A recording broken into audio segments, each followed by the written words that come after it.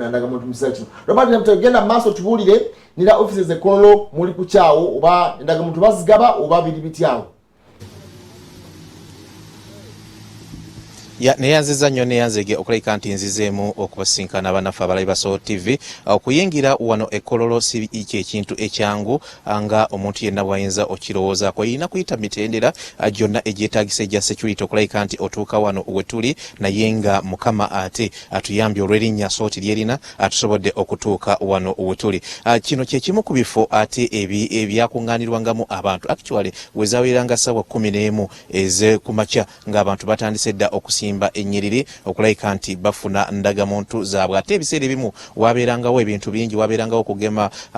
yellow fever n'ebintu ebirala ng'abantu bakuŋŋaanirawo okufuna services ez'enjawulo ezitegekebwa ebitongole ebyenjawulo omuli URA emujjukira omukolo ogwo gwetegeka n'ebitongole ebya gavumenti ebirala n'ebya bwannakyewa ebirala ebiba bikkiriziddwa. Naye wano woolaba ssaawa zino abantu we bajjanga era we baatuulanga nga batandise process ey'okufuna ndagamuntu NIRA wano weetuulira ddala era national IDs wano we bazijjanga boogenda maaso n'okulaba. Naye kakati bw'otunuulira ekifaananyi ekiriwo olabira ddala nti wakalu olaba nti wakalu era nga wano wetuli abantu abayagalanga birth certificates zaabwe n'abayagalanga death certificates wano we bajjanga. Kyova olaba nti okuviira ddala ku makya paka kumpi budde kuziba ate ekyabeeranga wano kyalinga kijjubi, abantu babeerangawo bangi nnyo nnyini ddala. Naye olw'enteekateeka ey'okulayika nti twewala obulwadde obwa COVID-19 obuleetebwa akawuka ka coronavirus ati olaba nti tewakyali bizinensi yonna egenda mu maaso. Si wano wokka abantu wano walinga otuuse ku mutendera ogusembayo ogw'okufuna ndagamuntu bwe watuukangaawo kubanga wano we wabeeranga assessment okusinziira kakapande nga bw'okalaba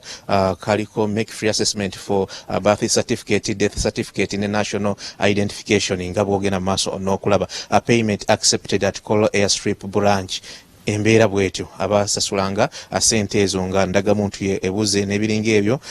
wano we baatuulanga. Kati assessment bwe yaggwanga kakati gwe wali otandika ku liisa buti ng'omanya nti embeera ate erabika etandise okutererera. Emotoka ezisinga eza NIRA azapaakinga wano olw'embeera nammwe gye mumanyi eriwo mu kiseera kino, era oyinza okulaba wano National Identification Registration Authority Uganda, My Country My Identity, ezimu ku motoka kozesebwanga bannaffe aba NIRA azapaakinga mu kiseera kino nga zirinda oba akalembereza ate akaikomewo mu mbeera emu oba endala. Wano ku pavilion ku Kololo airstrip abantu abangi we baatuulanga mujjukira wabeerangawo abantu bayitirivu nnyo kubanga nga tonatuuka ku mutendera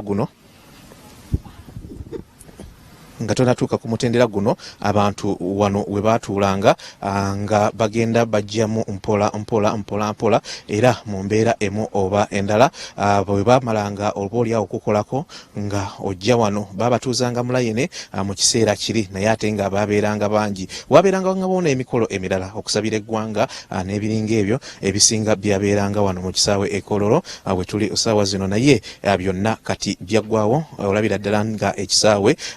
geza Kololo airstrip wo wakalu ddala we wabeera emikolo gy'eggwanga egisinga emikulu wano we tuli essaawa zino, naye byonna tebikyasoboka olw'ekirwadde kino ekya COVID-19 ekyasenga ensi ne kibanga oboolyawo kyazingamya emirimu egisinga obungi mu ggwanga Uganda oboolyawo n'amawanga amalala. Kakati kino kyekifaananyi ekituufu ekifo kino we tuli essaawa zino wano abantu we baatuulanga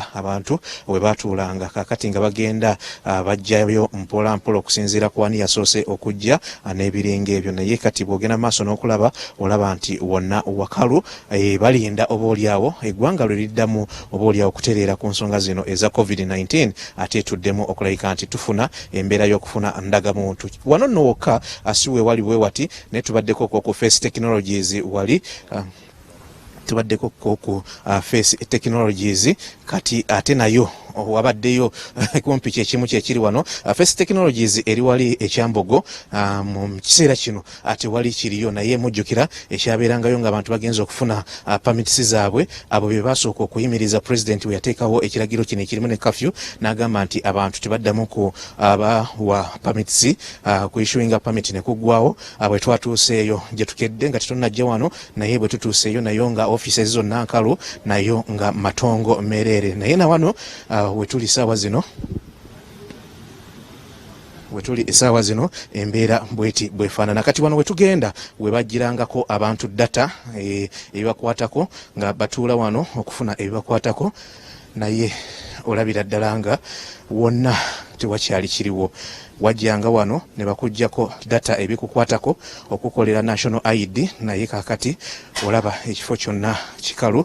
gwe munnaffe ali ku Salt TV omunyo ku makya bye bino byetukutuusaako Uganda bweti kati bweri embeera bweti bweri ekifo tukutegeezezza nti wano webajjirangako abantu data nga bagenda maaso n'okulayika nti baagala okufuna ndaga muntu naye bw'otunula olaba bwe bafaanana kati ate wakyali kigenda maaso actually nzijukira ID saagifunira wano naye wano wetwatuulanga ne batukuba ekifaananyi wano webamalanga ogera background eno nga bakuba ekifaananyi wano wetuli essaawa zino era ebintu byaffe ebitukwatako byaterekebwanga wano wetuli essaawa zino olaba obubokisi buno bwonna buse obubokisi obwo obumu bulimu ndagamuntu z'abantu obumu mulimu data z'abantu naye bwe twatuukanga wano nga bamaze otukolako nga bakutuuza ne bakutereeza mu ntebe ne bakuba ekifaananyi oba ne background eri gy'ogenda mu maaso n'okulaba abannaffe aba NIRA wano we baakoleranga naye tewakyali kiriwo wonna wasirika wonna wakyali down olw'embeera eriwo katusuubire nti ennaku zino bwe zinaba ziweddeko 32 wakati we 18 ne 19 embeera ejja kuddamu etereere naye nga wano wo bwe wati bwe wafaanana ekifo bwe kiti bwe kifaanana naye nga wano we batukubiranga obufaananyi ng'olumala okukuba akafaananyi omanya nti ebisinga biwedde so embeera bweti bweri wano bwe wati bwe wafaanana ekkololo wetuli essaawa zino naye bino byonna ebya coronavirus COVID-19 bwe binaba biwedde eggwanga lijja kuddamu ate lidde mu nteeka litereere naye nga kyekifo kyonna nga bw'okiraba bwe watuukanga wano gwena azze okufuna ndagamuntu ng'omanya nti oli ku mutendera oguddirira ogusembayo mu mbeera emu oba endala nkutegeezezza nti wano we baatukubiranga ebifaananyi na buli kimu abantu ababeeranga wali nga bamaze okuyita mu assessment yonna bwe watuukanga wano wali omaliriza kumpi okulabika nti otuuka ku mutendera ogusembayo abantu abasinga twatuulanga wano abajjanga okufuna ndagamuntu nga tutuula wano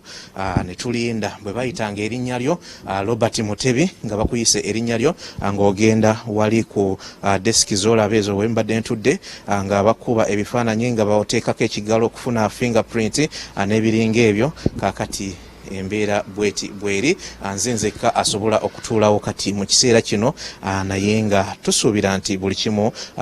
bwe kinaaba kiwedde buli kimu kijja kubanga akidda mu nteeko tukyakulaga ebifo obaoliawo ewakuŋŋaanirwanga abantu abangi nabutya bwe biyimiridde mu kiseera kino n'embeera gye birimu naye nga wano ekkololo we tuli wo okuviira ddala ku makya paka lwaggulo wabeerangawo abantu bangi ku First Technologies gye tuva wali ekyambogo we bafuniranga pamiti wabeerangawo abantu bangi naye mu kiseera kino byonna byazikira tugenda kubanga tweyongerayo atukulage ebifo ebirala ebyazikira naye nga byabeerangamu abantu bangi tujja gendako wali ku palamenti awo basikeringa kumpi buli kimu ate ne ku Stay Hall wabeerangawo abantu bangi abajjanga okufuna services ez'enjawulo nawo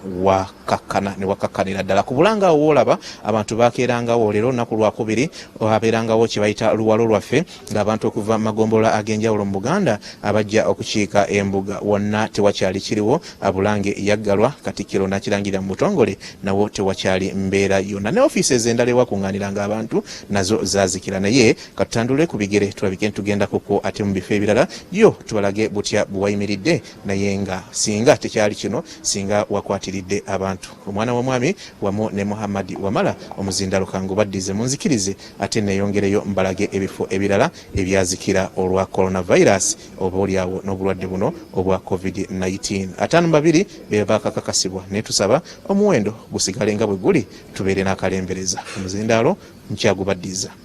Mwewo tunaanza Robert Mtebi mbere tutujengedde mu kitolo